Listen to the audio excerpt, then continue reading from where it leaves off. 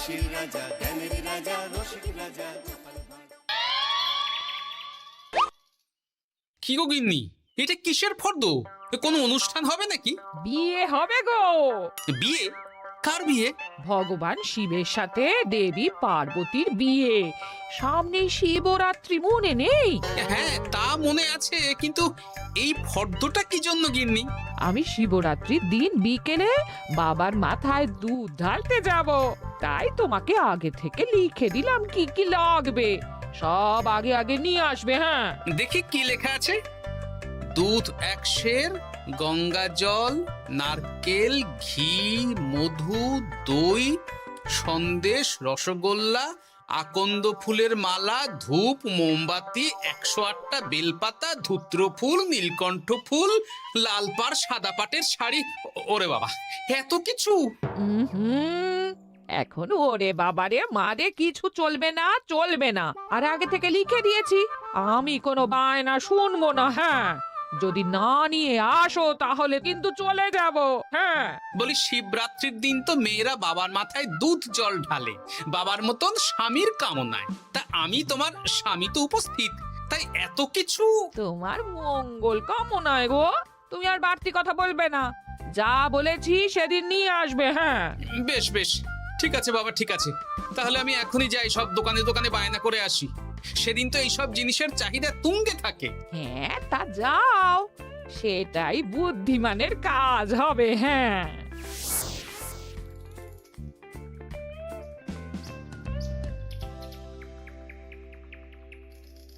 আরে এই তো পুটির বাবা, সকালে রাজসভায় গিয়েছিলে কিন্তু তেমন কোনো কথা হলো না। হ্যাঁ গোপাল দাদা, এখন কি যে করি। ঠিক আছে ঠিক আছে, আমি দেখছি কি ব্যবস্থা করা যায়, বুঝলে। ঠিক আছে গোপাল দাদা, একটু দেখো, বুঝতেই তো পারছো অভাবের সংসার। হ্যাঁ হ্যাঁ, কোনো চিন্তা করো না।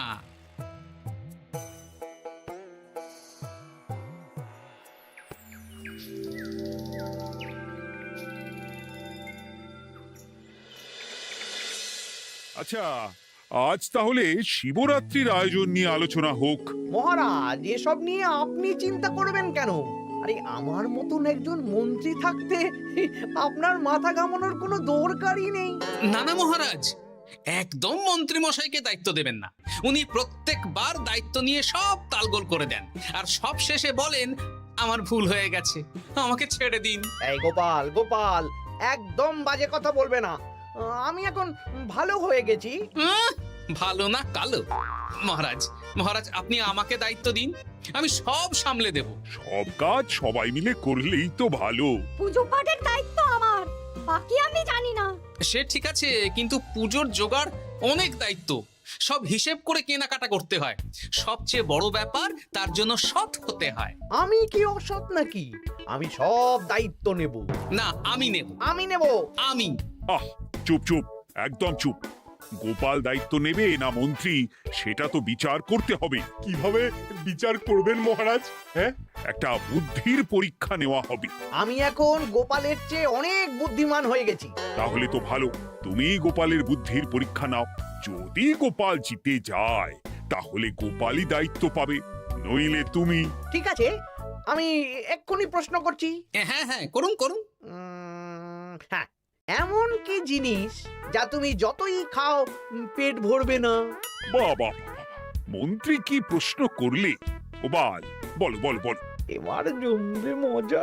বেশ, তাহলে বলি। হ্যাঁ, বলো বলো। উত্তর হলো বাতাস, যতই খাও পেট ভরে না। গোপালের কি বুদ্ধি! ও মন্ত্রী মশাই, গোপাল তো প্রথম দানেই বাজিমাত করে দিল। হ্যাঁ, প্রথমটা তো সহজ ছিল। ঠিক আছে, এতই যদি বুদ্ধিমান হও তাহলে আরেকটা পরীক্ষা দাও। হ্যাঁ মন্ত্রী, বলো। এবার আপনারা একটু অপেক্ষা করুন, আমি আসছি।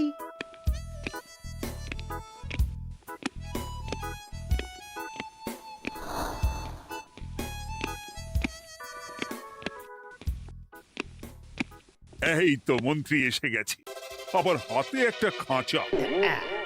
এই নাও গোপাল, এই খাঁচায় একটি অদৃশ্য মুরগি আছে। তুমি যদি বুদ্ধিমান হও তবে এর মাংস রান্না করে আজ নৈশ ভোজে মহারাজকে খাওয়াতে হবে। যদি না পারো দায়িত্বের দও পাবে না। বেশ, তাহলে দিন, আমি রাতেই আসছি, রান্না করে নিয়ে আসছি। আপনারাও সবাই হাজির থাকবেন কিন্তু।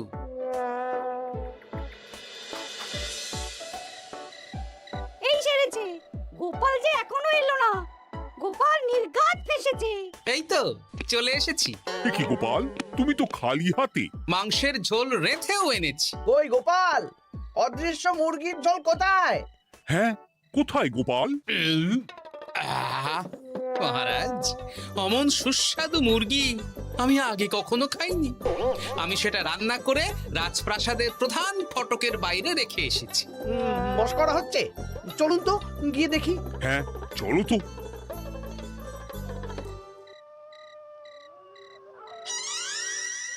এ কি, এখানে তো কিছুই নেই, আমি তো দেখতে পাচ্ছি না। আমরা তো কেউ কিছু দেখতেই পাচ্ছি না। কোথায় কোথায় মাংসের ঝোল?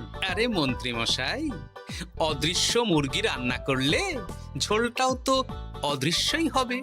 আপনি দেখতে পাচ্ছেন না, মানে আপনার মনে পাপ আছে, নইলে আপনার চোখের সমস্যা। মহারাজ তো ঠিকই দেখতে পাচ্ছেন, তাই না মহারাজ? এই রে, গোপাল তো মোক্ষম জবাব দিয়েছে। হ্যাঁ হ্যাঁ, চমৎকার ঘ্রাণ বেরোচ্ছে। মন্ত্রী, তুমি দেখতে পাচ্ছ না কেন? ইয়ে না মানে ঠিক আছে ঠিক আছে, পাচ্ছি, দেখতে পাচ্ছি। একটু ঝাপসা লাগছে, মনে হয় চোখ দেখাতে হবে। তার মানে গোপাল তো মন্ত্রী মশাইকে পরপর দুবার হারালো। আর একটা সুযোগ দিন মহারাজ, শেষ সুযোগ। বেশ, দিলাম। গোপালের কিন্তু বিশাল বুদ্ধি।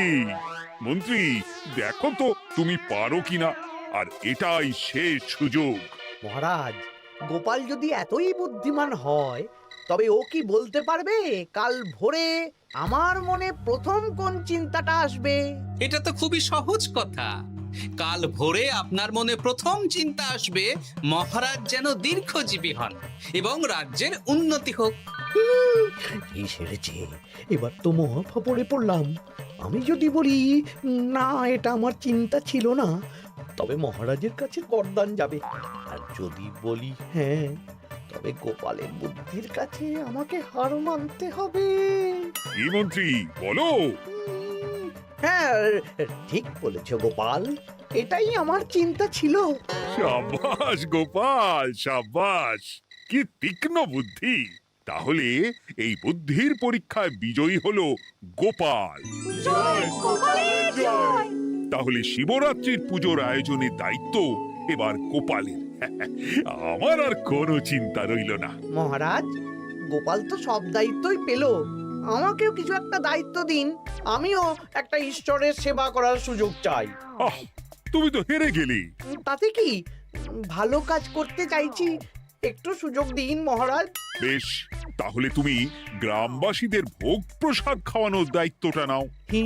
ধন্যবাদ মহারাজ। হ্যাঁ মন্ত্রী, মিলেমিশে কাজ করো, কিন্তু ঝামেলা করো না। না না, আমি সুষ্ঠুভাবে পালন করব।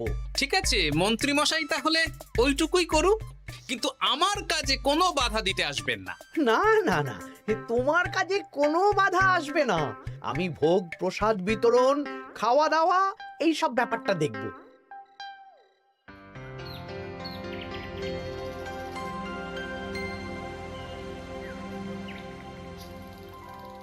বলুন মন্ত্রীমশাই, সকাল সকাল ডেকে পাঠালেন। শোন বটা ঘটা, এবারে শিবরাত্রি উপলক্ষে যে ভোগ প্রসাদ জনগণের উদ্দেশ্যে বিতরণ হবে, তার পুরো দায়িত্বই আমার। তাতে কি, মহারাজ আয়োজন করেন আর সব রাজ্যবাসী বিনামূল্যে খেয়ে যান। সেই প্রথা এতদিন চালু ছিল, কিন্তু এবার একটু অন্যরকম হবে। কিরকম কিরকম?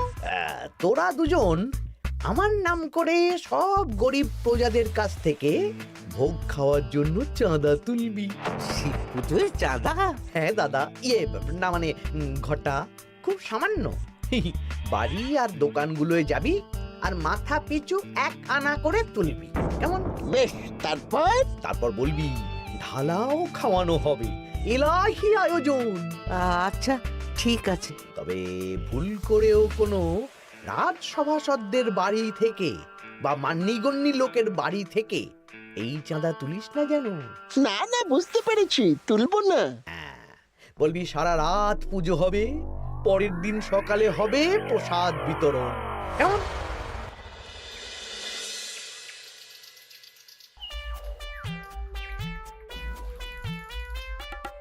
বলা, এবারে শিবরাত্রি উপলক্ষে যে পূজা হবে তার ভোগ প্রসাদ খাবে তো? হ্যাঁ হ্যাঁ, নিশ্চয়ই নিশ্চয়ই। এবারে সব দায়িত্ব মন্ত্রী মশাইয়ের, এলাহি আয়োজন। তা তোমাদের বাড়িতে কতজন সদস্য? আমি আর আমার গিন্নি দুজন। তাহলে দুয়ানা দাও, এক আনা করে দুজন। আবার অর্থ দিতে হচ্ছে? হ্যাঁ, এলাহি আয়োজন, তাই এই সামান্য অনুদান। আচ্ছা বেশ, এই নাও দুয়ানা। চিন্তা করো না ভোলা, এমন খাওয়ানো হবে না। রাতের বেলা শিব পুজো আর পরের দিন সকালে জীব পুজো। বাবা বাবা বাবা, সব দোকানে দোকানে আমি যাচ্ছি, আর তুই লোকজনের বাড়ি বাড়ি যা। বেশ। রে, কত হলো? অনেক হয়েছে মন্ত্রী মশাই, এই দেখুন। বাবা বাবা বাবা, এক আনা করে নিয়েই তো থলে ভরে গেছে। হ্যাঁ, এবার হবে মাছের তেলে মাছ ভাজা। মহারাজও ভোগের আয়োজনের জন্য আজকে মোহর দিয়ে দিয়েছেন। তার মানে তো আপনার মুনাফাই মুনাফা, লাভই লাভ। আমাদেরকেও কিছু দিন। দেব দেব, এখনো কাজ বাকি আছে।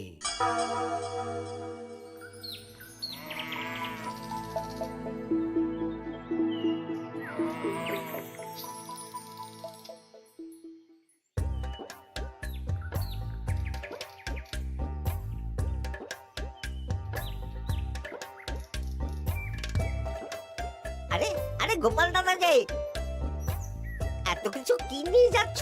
এই তো শিবরাত্রির পুজো উপলক্ষে দশকর্মার বাজার রাজবাড়ি নিয়ে যাচ্ছি।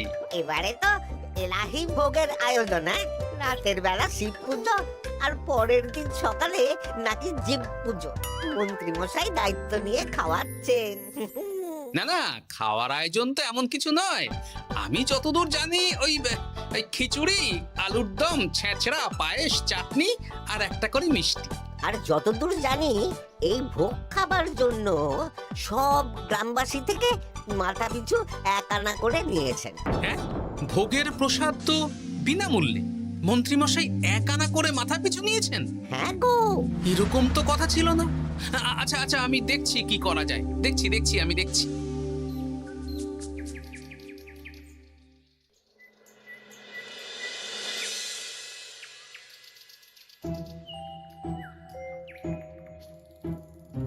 ভায়া, বলছি তোমার কাছে মন্ত্রীমশাই এসেছিলেন? হ্যাঁ, চালের বায়না করে গেলেন। তা কি চালের বায়না করলেন? খুবই সাধারণ চাল, আমার দোকানে সবচেয়ে কম দামি চাল বলতে পারো। সে চাল তো আমি পুজোর দিন পাঠিয়ে দেব বলেছি। আচ্ছা, কেনাকাটার রসিদপত্র? না না, সেসব হয়নি, শেষে দেব। শোনো, মহারাজের আদেশ, মন্ত্রীমশাই যে চাল বলেছেন তার থেকে 5 গুণ উৎকৃষ্ট মানের চাল দেওয়া চাই। যে চাল রাজা বাদশারাও খুব কম খান, সবচেয়ে দামি চাল। আচ্ছা, আর ডাল? ওটাও 1 নম্বর মানের সোনামুখ দেবে। বেশ। মন্ত্রীমশাই যা যা বায়না দিয়েছেন পরিমাণ এক থাকবে, শুধু জিনিসপত্রের মান বাড়বে। ঠিক আছে? আচ্ছা ঠিক আছে। আর একথা মন্ত্রীমশাইকে জানানোর দরকার নেই, শুধু মোহরটা ওনার কাছ থেকে আদায় করে নিন। যেদিন খাওয়ানো হবে সেদিন বিকেলে যাবে, মানে শিবরাত্রির পরের দিন বিকেল। বেশ।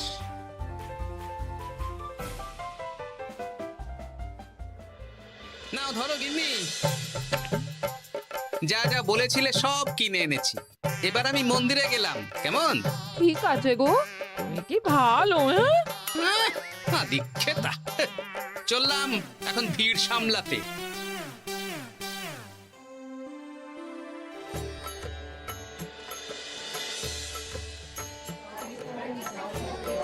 একটু সারিবদ্ধভাবে দাঁড়ান, আপনারও সুযোগ আসবে। বাবা কাউকে ফিরিয়ে দেবে না। দেখো মন্ত্রী, দেখো গোপাল কি সুন্দর ভিড় সামলাচ্ছে। ওকে তো এই জন্যই দায়িত্ব দেওয়া। হ্যাঁ তাই তো দেখছি। ওম নমঃ শিবায়। হে ভোলানাথ, দেবাদিদেব মহাদেব সকলের কল্যাণ করুন। জয় দেবাদিদেব মহাদেবের জয়। হে ভোলেনাথ মহেশ্বর, মঙ্গল করো বাবা। জয় বাবা ভোলাদেব মহেশ্বরের জয়। তা তোমার শরীর এখন কেমন? এই তো বেশ ভালো আছি। সবই তোমার জন্য। তুমি না সাহায্য করলে ওই ওষুধ আমার পেটেই পড়তো না। না না, আমি তো নিমিত্ত মাত্র, সবই মহাদেবের ইচ্ছে। জয় বাবা মহাদেবের জয়। চলি গো। কাল ভোগ খেতে তাড়াতাড়ি চলে এসো।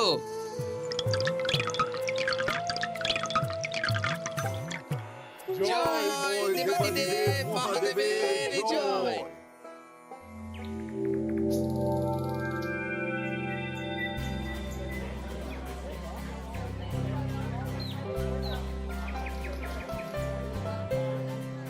সত্যি মন্ত্রী মশাইয়ের ভোগের প্রসাদ পেয়ে মনটা ভরে গেল। কি সুন্দর রান্না, আর খাবারের গুণমান কি ভালো। তার উপর রসগোল্লা কত বড় বড়। এত বড় রসগোল্লা খাওয়া তো দূর, বাবার জন্মে চোখেও দেখিনি।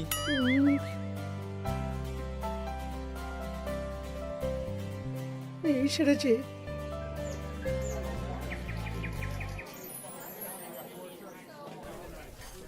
এই যে পাচক ঠাকুর, শোনো।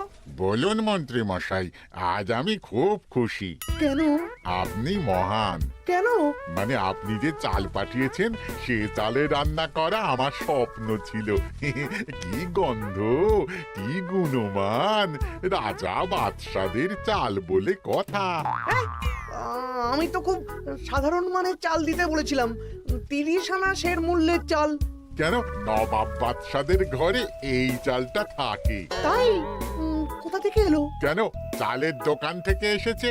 মিষ্টিও দারুণ, রসগোল্লা তো নয়, যেন যেন একেবারে বড় বড় রাজভোগ। কি আকার, কি গুণমান, কি স্বাদ। আহা, দেখুন দেখুন দেখুন। বাবা, ভোলা এত বড় রসগোল্লা দিয়েছে। ঠিক আছে, যা হচ্ছে হতে দে। আমি তো চিন্তায় পড়ে গেছি।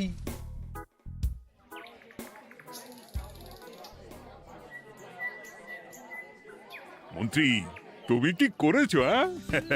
তোমার নামে তো সবাই সুখ্যাতি করছে। না না, এই আর কি। আমি যা অর্থ দিয়েছি এই আয়োজনের জন্য তো তার চেয়ে 5 গুণ বেশি মোহর লাগবে, কিন্তু তুমি কি করে করলে? মন্ত্রীমশাই সত্যিই ভালো হয়ে গেছেন। দেখো গোপাল, দেখো মন্ত্রী সত্যি বদলে গেছেন। সবই তো জনগণের সেবার জন্য। কে জানে বাবা, কি গড়বড় হয়ে গেল।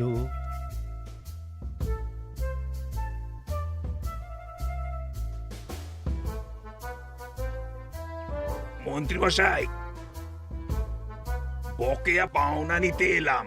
আপনার মোট হয়েছে চালের 350 মোহর, মুগ ডালের 250 মোহর, আর মশলাপাতি 100 মোহর। হ্যাঁ, বলো কি? মন্ত্রী মশাই, ওই আপনার মোট বকেয়া 300 মোহর। আর আমার এই 150 মোহর। হ্যাঁ, চলুন মহারাজ, একটু মন্ত্রীমশাইয়ের বাড়ির দিকে ঢু মেরে আসি। চল। চলুন, ওনাকে গিয়ে ধন্যবাদ জানিয়ে আসি। এই না না না, আরে আরে আমি কি করে দেব? আমি কি চন্দ্রমুখী আলু দিতে বলেছিলাম? আমি কি করে দেব? না না, ও আপনাকে দিতেই হবে। হ্যাঁ, কি বলছো মন্ত্রী? তুমি এত ভালো কাজ করেছো, এত বড় মুখ করে সকালে বললে যে সবই জনগণের সেবার জন্য। আরে আমি কিভাবে জানবো যে এত খরচ হয়ে যাবে? কেন মন্ত্রীমশাই, আপনি তো গ্রামবাসীদের থেকে অর্থ নিয়েছেন, মাথা পিছু 1 আনা করে। হ্যাঁ, মানে এই সব তো কথা ছিল না। এই সেরেছে, গোপাল কি করে জেনে গেল? এসব কথা কি আর চাপা থাকে? আর সেই জন্যই তো আপনি ভালো মানের খাবার খাইয়েছেন। সত্যি তো, যে মানের খাবার খাওয়ানো হয়েছে তা কৃষ্ণনগর কেন, আশেপাশের কয়েকটা নগরের লোকও এই জিনিস চোখে দেখেনি। আর তাই তুমি অর্থ আদায় করেছো। ইয়ে না মানে আমি বুঝতে পারছি না আমার অনুমতি ছাড়া এগুলো হলো কি করে? মন্ত্রী মশাই বকেয়া পাওনা দিন, নইলে খারাপ হয়ে যাবে বলে দিচ্ছি। হয়ে গেল, আমি ভিখারি হয়ে গেলাম। অগিন্নি, মোহরের থলেগুলো নিয়ে এসো, গয়নাগাটি নিয়ে এসো। আমাকে পথে বসিয়ে দিল। কে কে আমার এত বড় সর্বনাশ করলো? আমি মন্ত্রী মশাই, আমি। আপনি যখন চাঁদা তুলে ভালো খাওয়াতে চাইছেন, তাই সবচেয়ে ভালো খাওয়ানোর ব্যবস্থা করে দিলাম, তাও আবার আপনার ঘাড় ভেঙে। আমার সর্বনাশ হয়ে গেল।